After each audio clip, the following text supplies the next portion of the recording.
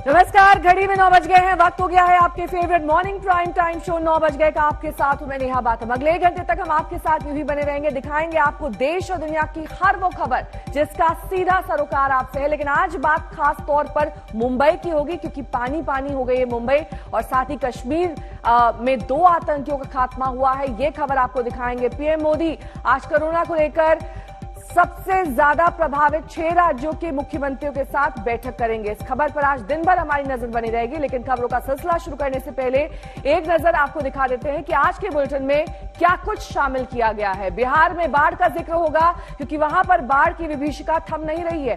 समस्तीपुर तो 75% बाढ़ की चपेट में है। यहां 70 साल पुराने लोहे के पुल पर खतरा मंडरा रहा है। साथ ही मुरादाबाद आपको लिए चलेंगे। मुरादाबाद रेलवे स्टेशन पर बिना टिकट यात्रियों के खिलाफ चला है अभियान। एक दिन में 2200 बेटिकट यात्री पकड़े गए हैं।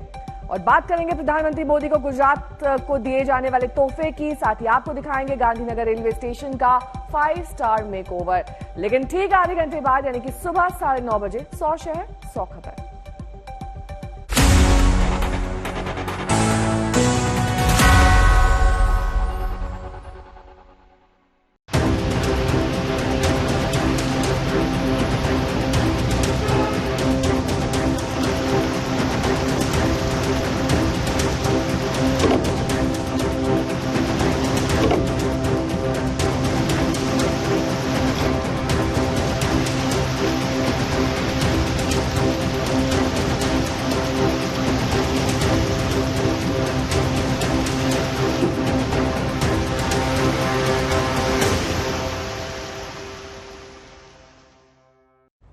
नौ बज गए की शुरुआत मुंबई के साथ करेंगे, क्योंकि वहां पर मूसलाधार बारिश हो रही है। शहर में कई हिस्सों में जलभराव की स्थिति है।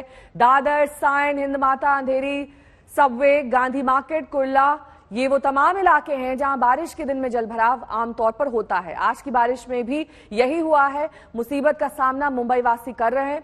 बारिश के कारण मुंबई में रेल की रफ्तार पर ब्रेक लगा हुआ है। पटरी पर पानी जमा हो गया है। कुर्ला विद्यानगर लाइन पर ट्रेन 20 से 25 मिनट की देरी से चल रही है। हावड़ लाइन का भी ऐसा ही हाल है। सायन मुंबई से मेरे सहयोगी पंकज उपाध्याय इस वक्त तमाम जानकारी के साथ जुड़ गए हैं। पंकज, किस तरह की स्थिति इस वक्त मुंबई के अलग अलग इलाकों में है? कहां पर जलभराव है? कौन सी लोकल ट्रेन है जो सबसे ज्यादा प्रभावित हुई है? कौन से वो रूट्स है?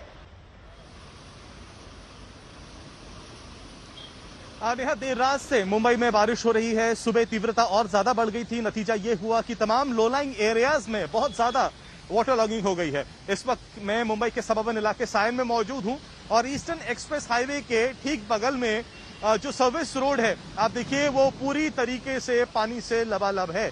अब सिर्फ सड़क पर ही पानी नहीं भरा है, बल्कि सड़क के उस पार हाउसिंग सोसाइटीज पर हम आपको दिखाते हैं कि किस तरीके से पूरा जल जमाव हो गया है। अब क्योंकि रात भर मूसलाधार बारिश हुई है तमाम सबअर्बन इलाकों में, आज सुबह भी बहुत ज्यादा बारिश हुई है। उसका नतीजा ये हुआ है कि हाउसिंग सोसाइटीज के अंदर किस कदर पानी चला गया है, ये आप अपने सामने देख सकते हैं। अब मौसम विभाग ने कहा है कि अगले 2 से 3 घंटे और ज्यादा मूसलाधार बारिश हो सकती है।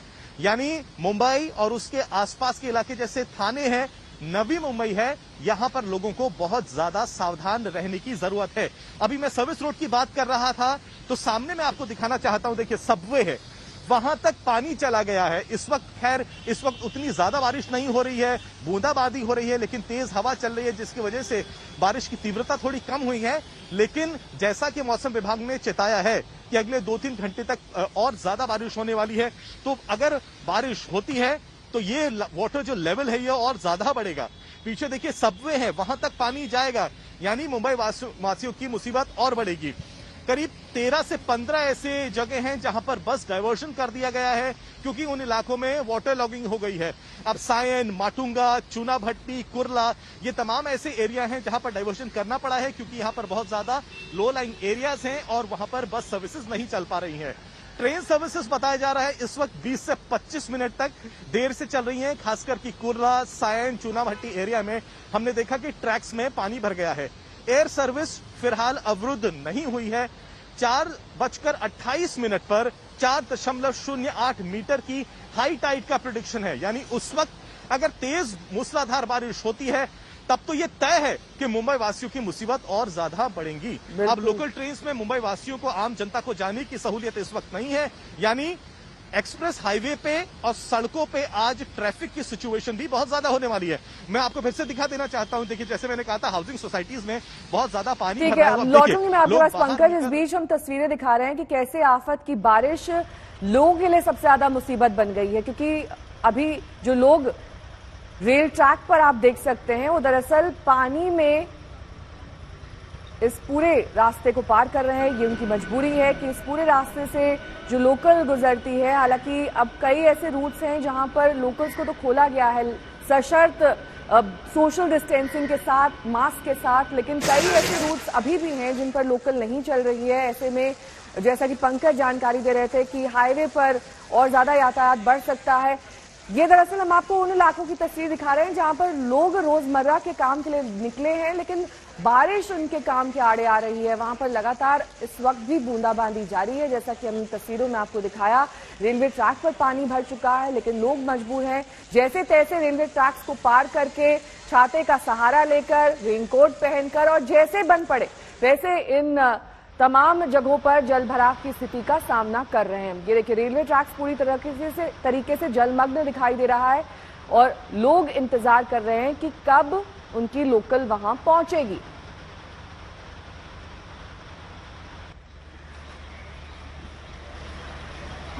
पंकज मेरे सहयोगी लगातार तमाम जानकारी के साथ जुड़े हुए हैं। पंकज, हर बार यही हम देखते हैं कि जब भी बारिश का सीजन आता है मुंबई के लिए आफत की बरसात लाता है। मुंबई वासी अब काफी यूज्ड टू भी हो गए हैं, इन सभी हालात उनके लिए नॉर्मल जैसे हो जाते हैं, लेकिन इस बीच भी तमाम दावे जो बीएमसी करती है कि इस बार वाटर लॉगिंग नहीं होगी, जलभराव की स्थिति नहीं होगी, वो क्यों जमीनी तौर पर दिखाई नहीं देते? कभी भी ऐसी तस्वीरें नहीं आती कि ये इलाका ऐसा है जो पूरी तरीके से रेन फ्री है, वहां पर वाटर लॉगिंग नहीं हुई है। ऐसा क्यों नहीं हो पाता है पंकज? देखिए नेहा, बिल्कुल सही कहा आपने। ये इस साल की कहानी नहीं है, हर साल यही कहानी दोहराई जाती है और हर साल हम ग्राउंड जीरो पर इसी तरीके की व्यवस्था देखते हैं। इस साल भी हर साल की तरह बृहन मुंबई म्युनिसिपल कॉर्पोरेशन ने बड़े बड़े वादे किए। इस बार तो ये भी कहा कि तमाम उनके जो ग्राउंड फोर्स रहेगी, स्टाफ होंगे, वर्कर्स होंगे, वो तमाम लो लाइंग एरियाज में, क्रिटिकल एरियाज में मौजूद रहेंगे मुंबई वासियों की सहूलियत के लिए, और ये भी सुनिश्चित करेंगे कि लो लाइंग एरियाज में पानी ना भरे, क्योंकि वहां पर काफी पंप्स का इस्तेमाल भी किया जाएगा। लेकिन इस वक्त तो लो टाइड भी नहीं, हाई टाइड भी नहीं है, लेकिन हम देख रहे हैं कि कई जगह पर पानी भर चुका है। सायन में ही मैंने कई इलाके ऐसे देखे जहां पर खुले मैनहोल्स हैं, ड्रेन्स जो हैं वहां पर ओवरफ्लो कर रहे हैं, यानी डिसिल्टिंग का काम नहीं किया गया है। रिचेस्ट बॉडी है देश की और एशिया में भी नंबर आता है बीएमसी का, लेकिन जहां पर लो लाइंग एरियाज है, कम से कम बीएमसी से ये तो उम्मीद करी जाती है नेहा कि वहां पर वो कुछ साइन बोर्ड लगा दे, रेड फ्लैग्स लगा दे। क्योंकि मैं देख रहा था सुबह सवेरे कई छोटे छोटे बच्चे हैं जो यहां से जा रहे थे, सीनियर सिटीजन्स हैं जो गुजर रहे हैं। अब अगर उन्हें नहीं पता रास्ते में मैनहोल है या कहीं डिप्रेशन है, तो फिर वहां पर तो इंजरी भी हो सकती है। अब ये काम मुंबई की सिविक बॉडी का है, one of the richest body in Asia है। रेड फ्लैग साइन बोर्ड्स तो कम से कम लगा सकती है, लेकिन इतना तक बीएमसी के कर्मी नहीं करते हैं। इस बार तो बीएमसी ने इतना बड़ा वादा किया है कि माटुंगा इलाके में और जहां पर बहुत ज्यादा पानी भरता है, प्लस हिंद माता एरिया में उसने कहा है वो नई तरकीब निकाल रहा है। हिंद माता में तो उसने कहा है कि वो अंडरग्राउंड टैंकर्स भी बना रहा है, जिससे जब बहुत ज्यादा बारिश होगी तो पानी वहां स्टोर कर लिया जाएगा और जब लो टाइड होगी तो पानी की निकासी कर दी जाएगी। अब ग्राउंड जीरो पर ये तरकीब कितनी काम आती है ये तो देखने वाली बात होगी, लेकिन आज के दिन भी कुछ घंटों की मूसलाधार बारिश का नतीजा ये है कि पानी न सिर्फ लो लाइंग एरियाज में भरा है, बल्कि ये आप देखिए सामने रेजिडेंशियल सोसाइटीज में भी चला गया है। और इस कदर चला गया है कि अब तो डर यह है कि जैसा कि मौसम विभाग ने कहा है कि अगले 2 से 3 घंटे और ज्यादा खतरा है, और अगर 2 से 3 घंटे बारिश का पानी और ज्यादा इसी तरह बढ़ता है तो खिड़कियों से लोगों के घरों के अंदर तक पानी जाएगा। तो बीएमसी से यह सवाल तब पूछा जाएगा कि ये तो आपको पता है कि ये लो लाइंग एरिया है, यहां लोगों के घरों में, सोसाइटीज में पानी जा रहा है, तो आपने साल भर क्या इंतजाम किए थे? नालियां भरी हुई हैं, ओवरफ्लो कर रही हैं, तो सवाल पूछा जाएगा आपने जो इतना ज्यादा करोड़ों पैसे जो पानी की तरफ बहाए हैं, वहां पर काम क्यों नहीं किया गया है? किसको अकाउंटेबल ठहराया जाए? तो ये सवाल हर साल बीएमसी के सामने रखे जाते हैं। इस साल भी वही आलम है। ग्राउंड जीरो पर पंकज लौटूंगी मैं आपके पास। 3 तस्वीरें हालात को पूरी तरीके से बयां तो नहीं कर रही, क्योंकि मुंबई के कई और ऐसे इलाके हैं जहां पर और भी ज्यादा स्थिति खराब है। सायन इलाके में मेरे सहयोगी पंकज उपाध्याय आपसे कुछ देर पहले भी मौजूद थे, उनकी रिपोर्ट देखिए। मुंबई और उसके सबअर्बन इलाकों में कल देर रात से तेज बारिश हो रही है, जिसका नतीजा ये हुआ है कि कई लो लाइंग एरियाज में पानी भर गया है, यानी वाटर लॉगिंग हो गई है। इस वक्त मैं मुंबई के सबअर्बन इलाके में सायन में मौजूद हूं और यहाँ क्या स्थिति है ये आप देख ही सकते हैं। सुबह सवेरे से हो रही तेज बारिश का नतीजा ये है कि इस इलाके में जल जमाव हो गया है। कई नालियां जो पहले से भरी थी वहां पर देखा जा सकता है कि मैनहोल्स जो हैं वो अपनी जगह से हट गए हैं और कई जगह पर स्थिति इस तरह की हो गई है। हालांकि हम कई बार पहले भी बता चुके हैं कि अगर बीएमसी चाहती तो इन क्रिटिकल एरियाज में साइन बोर्ड्स लगा सकती है, रेड फ्लैग्स लगा सकती है, जिससे आम मुंबई वासियों को असुविधा का सामना ना करना पड़े, लेकिन ऐसा होता नहीं है। अब दूसरी तरफ मैं जाऊं तो देखिए किस तरीके से पानी धीरे धीरे बढ़ रहा है, लोगों के घरों में धीरे धीरे पानी जाने लगा है, गाड़ियां जो हैं इसकी चपेट में आ रही हैं। और दूसरी तरफ आप अगर देखें, मैं थोड़ा सा पास जाने की अगर कोशिश करूं तो देखिए पानी का लेवल धीरे धीरे से किस तरीके से बढ़ने लगा है। ये तमाम मुंबई के वो लो लाइंग एरियाज हैं जहां पर हर साल पानी। माता गांधी मार्केट, कुर्ला और ईस्टर्न एक्सप्रेसवे की, जहां पर इस वक्त कुछ ही घंटे की बारिश के बाद स्थिति काफी ज्यादा खराब है। दुर्घटनाओं को न्योता दरअसल ये बारिश दे रही है और कई सवाल बीएमसी से पूछे जाने हैं कि आखिरकार पूरे साल किस तरीके की तैयारी ऐसी बारिश से निपटने के लिए उन्होंने की मुंबई वासियों की, ताकि दिक्कतें ना आए, क्योंकि हर साल यही स्थिति देखने को मिलती है। मुंबई के अलग अलग लो लाइंग इलाकों में खासतौर पर काफी ज्यादा स्थिति खराब हो जाती है कुछ ही घंटों की बारिश के बाद। 4:30 बजे लगभग हाई टाइड की आशंका जताई जा रही है। 4.08 मीटर हाई टाइड की आशंका है और इसके बाद स्थिति क्या होगी ये हम आपको दिखाएंगे। लेकिन इस बीच वडाला की तस्वीर देखिए, जहां पर आफत की बारिश और ये लो लाइंग एरिया जहां पर पूरी तरीके से जलमग्न सड़कें और उस पर चलता यातायात। दादर, माटुंगा, हिंद माता, ये तमाम इलाके जो इस वक्त बारिश की विभीषिका झेल रहे हैं और मुंबई में आफत की बारिश लोगों के लिए दरअसल काफी ज्यादा मुसीबत लेकर आती है। हर साल मुंबई वासी इसी तरीके से जल भराव की स्थिति से दो चार होते हैं। कहां कहां जल जमाव हुआ है ये हम आपको दिखा रहे हैं। अंधेरी सबवे, हिंद माता, दादर, कुर्ला और कहां कहां रूट्स वो आपको अवॉइड करने चाहिए अगर आप मुंबई वासी हैं, ताकि आप इस जल जमाव की स्थिति से जो दिक्कतें आ रही हैं उससे बच सकें। महाराष्ट्र के वो तमाम इलाके हम आपको दिखा रहे हैं जहां पर इस वक्त बारिश जारी है। ठाणे, मुंबई, रायगढ़ और सिंधुदुर्ग, साथ ही मुंबई में सबसे ज्यादा बारिश इस वक्त देखी जा रही है। मुंबई की तस्वीरें हम लगातार आप तक पहुंचा रहे हैं। कुर्ला विद्या विहार में 25 मिनट ये वो रूट है लोकल का जो देरी से इस वक्त ऑपरेट हो रही है। लोकल हार्बर लाइन में 20 से 25 मिनट की देरी बताई जा रही है लोकल में। ट्रांस हार्बर लाइन में सामान्य है स्थिति, ये राहत की बात है, लेकिन इसके बावजूद आज दिन भर चुनौतियां बनी रहेंगी मुंबई वासियों के लिए। चूना भट्टी लाइन ट्रैक पर पानी भरा हुआ है। सियोन इलाका ट्रैक पर पानी भरा हुआ है। लाइफलाइन मानी जाती है मुंबई की लोकल और ऐसे में इसका लेट होना कई लोगों को आज अपने अपने गंतव्य तक देरी से पहुंचाएगा। कल देर रात से ही ये बारिश शुरू हो गई थी, उसके बाद रुक रुक कर बारिश की स्थिति बनी हुई है। जल जमाव खासतौर पर लो लाइंग इलाकों में सबसे ज्यादा है।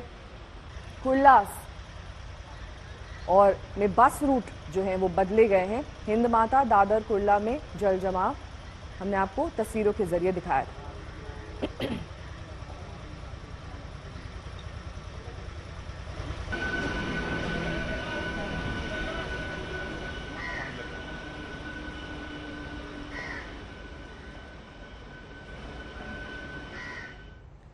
मध्य प्रदेश की बात करेंगे, जहां विदिशा जिले के लाल पठार गांव में एक बड़ा हादसा हुआ। कुएं में गिरे बच्चे को बचाने पहुंची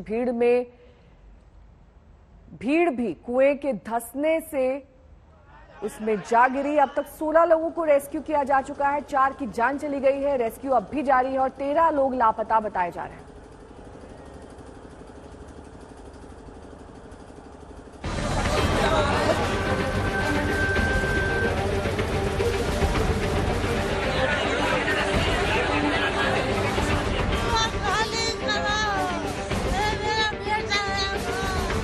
मध्य प्रदेश के विदिशा में बड़ा हादसा हुआ। पठार गांव में 30 से ज्यादा लोग कुएं में गिर गए। 16 लोग कुएं से निकाले जा चुके हैं, लेकिन बाकी लोगों को बचाने का काम जारी है। एसडीआरएफ और स्थानीय प्रशासन की टीम रेस्क्यू ऑपरेशन में लग गई है। 12 घंटे से ज्यादा का समय हो गया है। रेस्क्यू ऑपरेशन अभी भी जारी है लाल पठार गांव में। ये पीछे की तस्वीर अगर आप देखें, सबसे पहले तो आपको दिखाएंगे कि एनडीआरएफ एसडीआरएफ की टीमें लगातार यहां बनी हुई हैं। जब से ये हादसा हुआ उसके बाद से पहले स्थानीय प्रशासन, लोकल पुलिस यहां पहुंचती है और उसके बाद जो मशीनरी है उसे यहां बुलाया जाता है और एनडीआरएफ एसडीआरएफ के साथ ही रेस्क्यू ऑपरेशन शुरू होता है। अब 12 घंटे के बाद जो रेस्क्यू ऑपरेशन है वो जारी है। 3 शव अब तक बरामद किए जा चुके हैं, लेकिन अब समस्या ये आ रही है कि दरअसल ये जो जगह है, जो जमीन है, ये बहुत ज्यादा एक जगह धंस रही है बार बार, और इसलिए एक समस्या सामने आ रही है कि जैसे ही गड्ढा खोदा जा रहा है तो ऊपर की जमीन जो है वो नीचे धंस रही है। हाँ, हमारे लिए खुशी की बात यह है कि जो NDRF national disaster relief force की एलीट टीम है वो यहाँ पर उपस्थित है। आप देख भी सकते हैं उनके पास इक्विपमेंट भी सारा कुछ है। तो they are doing their best and we are also trying to give them as much support as possible. तो पुलिस और प्रशासन की तरफ से मैक्सिमम सपोर्ट हम दे रहे हैं उनको। कल शाम 6 बजे कुएं में बच्चे के गिरने से चीख पुकार मच गई। बच्चे को निकालने के लिए भारी संख्या में गांव वाले कुएं पर जमा हो गए। काफी लोग स्लैब पर चढ़कर बच्चे को कुएं से निकालने की कोशिश करने लगे। तभी कुएं पर लगा स्लैब भर कर गिर गया और 30 से ज्यादा लोग कुएं में जा गिरे। एक साथ इतने लोगों के गिरने से हड़कंप मच गया। 120 किलोमीटर दूर भोपाल तक आवाज पहुंच गई। आनन फानन में रेस्क्यू टीम विदिशा से रवाना हुई। रात भर रेस्क्यू चलता रहा, अब भी जारी है। फिलहाल ऑपरेशन जरूर चल रहा है, लेकिन कब तक चलेगा ये बता पाना थोड़ा मुश्किल है। अंदर कुछ लोग फंसे हो सकते हैं, कितने हैं ये भी अब तक अंदाजा नहीं लगाया जा सकता है, क्योंकि अलग अलग बातें निकल के सामने अब तक आ रही है। लेकिन 3 शव अब तक निकाले जा चुके हैं। कई ऐसे हैं 16 से ज्यादा लोग जिन्हें पहले निकाल लिया गया था। अभी भी अंदर कुछ लोग दबे हो सकते हैं, ये तो पुष्टि की है। अभी अंदाजा लग पा रहा है कितने लोग और फंसे हैं? कुछ कह नहीं सकते। लंबा बहुत चल रहा है रेस्क्यू ऑपरेशन। नहीं, वो धीरे धीरे, क्योंकि एकदम से धंस रहा है। जमीन जो है वो बहुत ही ऐसी है कि जब बार बार धंस रही है, जिसके कारण काम करने में दिक्कत आ रही है। राहत के काम में लगा एक ट्रैक्टर भी जमीन के धसकने से गिर गया। 13 से ज्यादा जान आफत में है। मुख्यमंत्री शिवराज सिंह चौहान गोद ली हुई बेटियों की शादी के मौके पर विदिशा में ही थे। उन्होंने विवाह स्थल को ही कंट्रोल रूम बना दिया। वो लगातार रेस्क्यू ऑपरेशन पर नजर बनाए हुए हैं।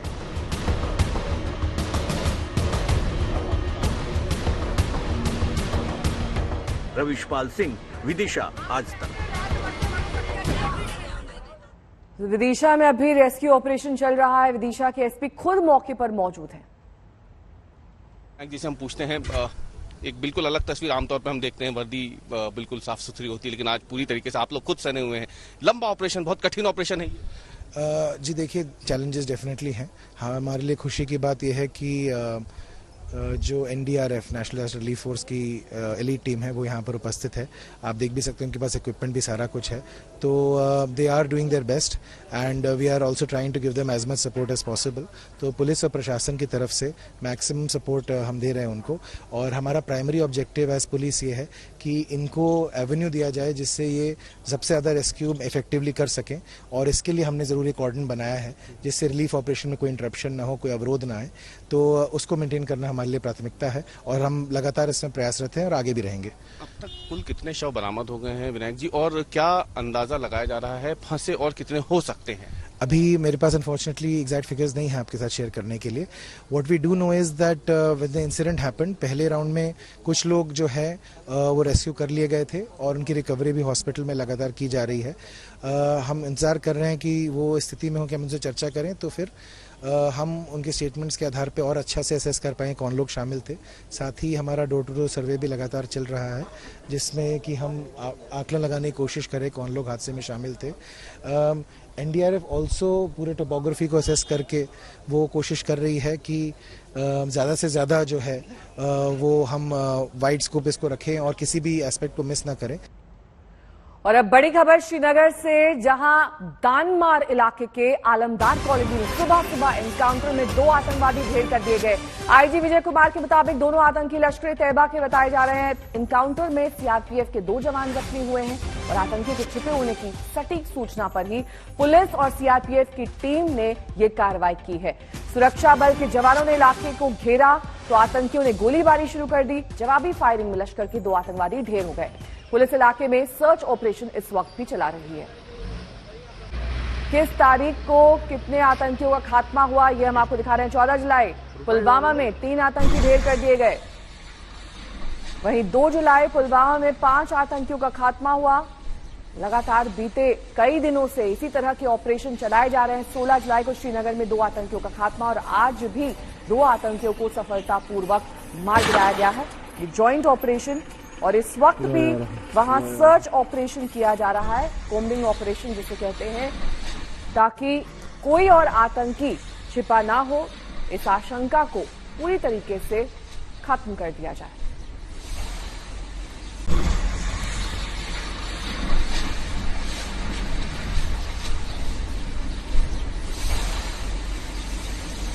एक्सक्लूसिव तस्वीर इस ऑपरेशन की हम आपको दिखा रहे हैं कि कैसे आतंकियों को ढेर किया गया। जवाबी फायरिंग में सेना ने इस ऑपरेशन को अंजाम दिया। 2 आतंकी इस रिहायशी कॉलोनी में छुप गए थे। सिविलियंस के लिहाज से ये बेहद खतरनाक ऑपरेशन, क्योंकि ऐसे में आपको सिविलियंस की जान का भी खास ख्याल रखना होता है, फूंक फूंक कर कदम रखना होता है ताकि सिर्फ आतंकियों को चोट पहुंचे।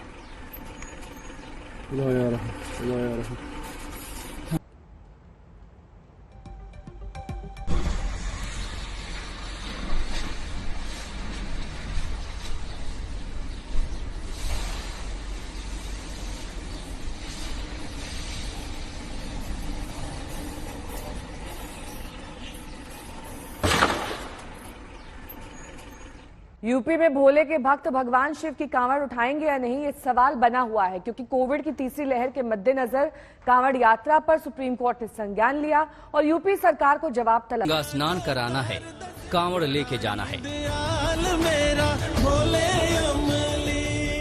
हर हर महादेव बोल बोल और बम बम भोले का उद्घोष।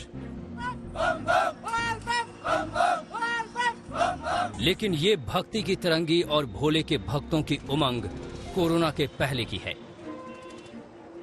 कोरोना ने ऐसी मार मचाई कि कांवड़ यात्रा पर रोक लगानी पड़ गई। लेकिन भोले के भक्तों की भक्ति उफान मार रही है और यूपी की सरकार कांवड़ियों की आस्था के सामने तोरण द्वार सजा रही है। तो सुप्रीम कोर्ट ने खुद ही संज्ञान ले लिया, क्योंकि आशंका ये है कि कोरोना की तीसरी लहर कभी भी तबाही मचा सकती है। इसीलिए कोर्ट ने सवाल कर दिया है। कोर्ट ने पूछा है। प्रधानमंत्री कहते हैं कि तीसरी लहर की जबरदस्त आशंका के मद्देनजर हम कोविड प्रोटोकॉल में थोड़ी सी भी ढिलाई या लापरवाही नहीं बरत सकते। दूसरी ओर लोग मनमानी पर आमादा हैं। कांवड़ यात्रा को इजाजत देने के पीछे सरकार अपनी मंशा प्रकट करे। देखिए, सरकार का स्टैंड एक तो आपका है, सुप्रीम कोर्ट ने जो मांगा, सुप्रीम कोर्ट को जो भी उचित रिप्लाई होएगा, जवाब होगा, वो दिया जाएगा सम्मान के साथ। लेकिन उत्तर प्रदेश और उत्तराखंड की सरकारों में कांवड़ को लेकर विरोधाभास है। उत्तराखंड के नए नवेले मुख्यमंत्री पहले ही कांवड़ यात्रा पर रोक लगा चुके हैं। हमने जो है सभी की जान माल की सुरक्षा को प्राथमिकता पर लेते हुए पहले ही जो है कांवड़ यात्रा को इस बार हमने नहीं किया है। तो हमारे लिए सबसे पहले लोगों की जान माल की रक्षा है। लेकिन यूपी सरकार कांवड़ यात्रा को टालना नहीं चाहती और कोरोना प्रोटोकॉल को मानते हुए इसे जारी रखने के पक्ष में है। सरकार कह चुकी है कि उत्तर प्रदेश के अंदर कांवड़ यात्रा चलेगी, लेकिन उसके अंदर विशेष रूप से, और मुख्यमंत्री जी इसमें बल डालते जा रहे हैं कि जो भी स्टैंडर्ड प्रोटोकॉल्स हैं, जिसका मतलब सोशल डिस्टेंसिंग है, आपका आरटीपीसीआर का टेस्ट है, आपको उसके अंदर मास्क लगाना, ये हर चीजों का पालन किया जाएगा और जगह जगह पे सुरक्षा के साथ इसकी निगरानी भी करी जाएगी। उधर सुप्रीम कोर्ट ने यूपी सरकार से सवाल किया तो विरोधियों को हमले का मौका मिल गया। विपक्ष कांवड़ यात्रा पर तो कुछ नहीं कह रहा, लेकिन सरकार से लोगों की सुरक्षा की गारंटी मांग रहा है। राज्य के नागरिक की सुरक्षा और स्वास्थ्य की जिम्मेदारी सरकार की होती है। राज्य सरकार ये अनिवार्य करे कि किसी भी नागरिक के स्वास्थ्य में और सुरक्षा में किसी तरह की भी चूक ना हो पाए। आदरणीय योगी जी, कोरोना राज्य देख करके, जिले देख करके या देश देख करके नहीं आ रहा है, ये वैश्विक समस्या है। पूरे देश में दूसरी लहर की भयावहता हम सारे उत्तर प्रदेश के वासियों ने महसूस की है। गंगा के किनारे जिस तरीके से शमशान कब्रिस्तान बन गए, अब आपसे उम्मीद है कि आप सुप्रीम कोर्ट के लिए गए स्वतः संज्ञान का भी ज्ञान लेंगे।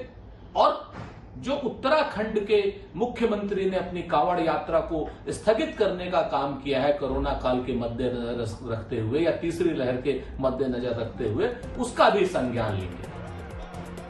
उधर कोरोना के खतरे को देखते हुए इंडियन मेडिकल एसोसिएशन भी कांवड़ यात्रा को टालने की मांग कर रहा है, ताकि भक्ति की ये यात्रा लोगों के स्वास्थ्य पर संकट न खड़ा कर दे।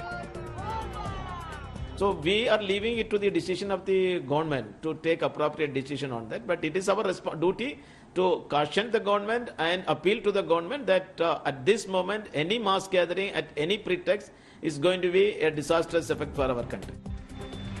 मामला धर्म और भक्ति से जुड़ा है, लिहाजा धर्म गुरु भी कांवड़ यात्रा के समर्थन में आ गए हैं और उत्तराखंड में कांवड़ यात्रा पर लगी पाबंदी को गलत बता रहे हैं।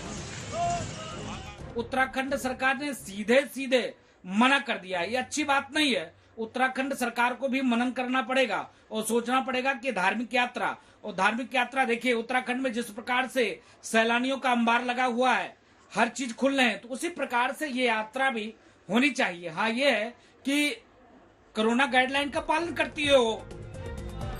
आंकड़ों की माने तो साल 2019 में सावन महीने में 3.5 करोड़ के करीब कांवड़िए हरिद्वार पहुंचे थे। अगर सुप्रीम कोर्ट में यूपी सरकार के जवाब के बाद कांवड़ यात्रा की इजाजत मिलती है तो कांवड़ियों को कोरोना प्रोटोकॉल का पालन करना बड़ी जिम्मेदारी होगी। लखनऊ से अभिषेक मिश्रा के साथ आज तक ब्यूरो। 9 बज गए के इस हिस्से में इस वक्त की बड़ी खबर के साथ शुरुआत करेंगे। पंजाब कांग्रेस का मसला अब सुलझते सुलझते एक बार फिर से अटकता हुआ दिखाई दे रहा है। एक दिन पहले कांग्रेस ये कह रही थी कि सब कुछ काबू में है, ठीक ठाक है और बड़ी जिम्मेदारी के साथ सिद्धू मान गए हैं, लेकिन अब ऑल इज वेल का बयान देने वाले हरीश रावत खामोश हैं। सिद्धू को आज दिल्ली तलब किया गया है। दोपहर 12 बजे आलाकमान से उनकी मुलाकात होने वाली है। सोनिया गांधी से ये मुलाकात का वक्त 12 बजे का तय किया गया है। तो कल तक जहां स्थिति ठीक ठाक दिखाई दे रही थी, कांग्रेस का जो वर्जन था वो ये था कि सिद्धू अब मान गए हैं और वापस जो यथास्थिति थी वो फिर से बहाल हो जाएगी पंजाब कांग्रेस में।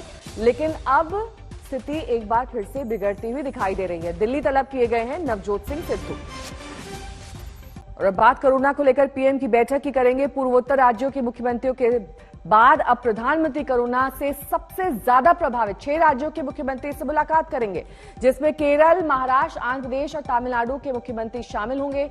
इन 4 राज्यों में कोरोना के 75% से ज्यादा मामले हैं। तो 6 राज्य ऐसे हैं जिनके मुख्यमंत्रियों से वार्ता की जाएगी वर्चुअल माध्यम से। कर्नाटक, केरल, तमिलनाडु, महाराष्ट्र, आंध्र प्रदेश उन 6 राज्यों में शामिल हैं जिनके मुख्यमंत्रियों से आज वहां के हालात पर चर्चा की जाएगी और कैसी है आगे की तैयारी, इस पर भी बातचीत की जाएगी। 75% केस कुल इन 4 राज्यों में है, जिसमें केरल, महाराष्ट्र, आंध्र प्रदेश और तमिलनाडु शामिल है।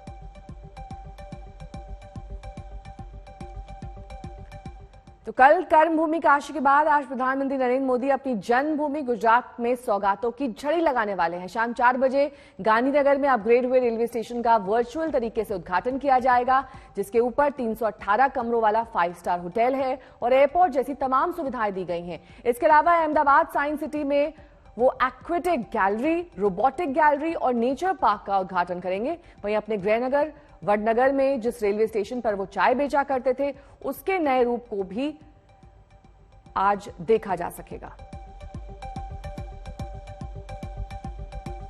तो 5 स्टार स्टेशन में क्या कुछ शामिल किया गया है वो हम आपको दिखा रहे हैं। नीचे स्टेशन है, ऊपर 5 स्टार होटल बनाया गया है। अत्याधुनिक सुविधाओं से लैस है ये लग्जरी होटल में 318 कमरे की सुविधा है। यानी कि बड़े पैमाने पर इसमें लोग रुक सकते हैं। स्टेशन के अंदर से होटल का रास्ता जाता है। महाराष्ट्र कांग्रेस अध्यक्ष नाना पटोले रोज एनडीए सरकार पर निशाना साधते हैं, जिसका उसकी पार्टी कांग्रेस हिस्सा है। अब उन्होंने कहा है कि शरद पवार महाराष्ट्र सरकार को रिमोट से चलाते हैं। बताया जा रहा है कि एनसीपी और शिवसेना के नेता उनकी इस बयानबाजी से काफी खफा है। महाराष्ट्र कांग्रेस अध्यक्ष नाना पटोले ने अपनी ही सरकार पर अब तक का सबसे कड़ा प्रहार किया और कह डाला कि महाराष्ट्र सरकार रिमोट कंट्रोल से चलती है और इस रिमोट को चलाने वाले हैं शरद पवार। नाना पटोले की कांग्रेस महाविकास आघाड़ी सरकार में शिवसेना और एनसीपी के साथ पार्टनर है। सरकार के रिमोट कंट्रोल है, क्या कहना चाहेंगे? बिल्कुल है, रिमोट कंट्रोल है, उसमें क्या दो मत है। वो रिमोट कंट्रोल है शरद पवार साहब, उसमें क्या दो मत है। हाल ही में शरद पवार ने पटोले के एक बयान पर प्रतिक्रिया देते हुए कहा था कि मैं छोटे लोगों की बात का जवाब नहीं देता। पटोले लगातार एनसीपी के खिलाफ बयान दे रहे हैं। इसी हफ्ते उन्होंने बिना एनसीपी का नाम लिए कहा था कि 2014 में कांग्रेस के साथ धोखा हुआ था और उसी को ध्यान में रखते हुए पार्टी आगे की तैयारी कर रही है। वो क्या बोल रहे हैं उनका प्रश्न है, उसके बारे में रिएक्शन देने की आवश्यकता मुझे महसूस नहीं हो रही। लेकिन सर वो रिमोट कंट्रोल बता रहे थे शरद पवार जी, जो महाराष्ट्र सरकार के रिमोट कंट्रोल है, उनके बयान को किस तरह देंगे, क्योंकि बार-बार वो इस तरह बयान दे रहे हैं। ठीक है, किसी को क्या कहना है वो उनका प्रश्न है, मैं इसके ऊपर कुछ बयानबाजी नहीं करूंगा। शरद पवार को रिमोट कंट्रोल बताने वाले पटोले के बयान पर बीजेपी ने सरकार को घेर लिया है और पूछा है कि क्या राहुल गांधी और सोनिया गांधी भी यही सोचते हैं? क्या संविधान का ये अपमान नहीं है कि जो व्यक्ति सरकार में नहीं बैठा, सरकार के बाहर से इस प्रकार से सरकार कैसे चला सकते हैं? और साथ साथ में कांग्रेस ने यह भी प्रयास किया कि महाराष्ट्र के राजगद्दी पर मुख्यमंत्री पद पर जो शिवसेना के मुखिया उद्धव ठाकरे जी बैठे हैं, वे केवल और केवल नाम मात्र के मुख्यमंत्री है, उनके पास किसी भी प्रकार के अधिकार नहीं है। हाल ही में पटोले ने आरोप लगाया था कि राज्य सरकार उनकी गतिविधियों पर नजर रख रही है, क्योंकि वो महाराष्ट्र में कांग्रेस को मजबूत कर रहे हैं और उससे शिवसेना एनसीपी को अपनी जमीन खिसकती नजर आ रही है। हालांकि बाद में वो अपने बयान से पलट गए थे और कहा कि वो केंद्र सरकार पर आरोप लगा रहे थे। मुंबई से पंकज उपाध्याय के साथ आज तक ब्यूरो।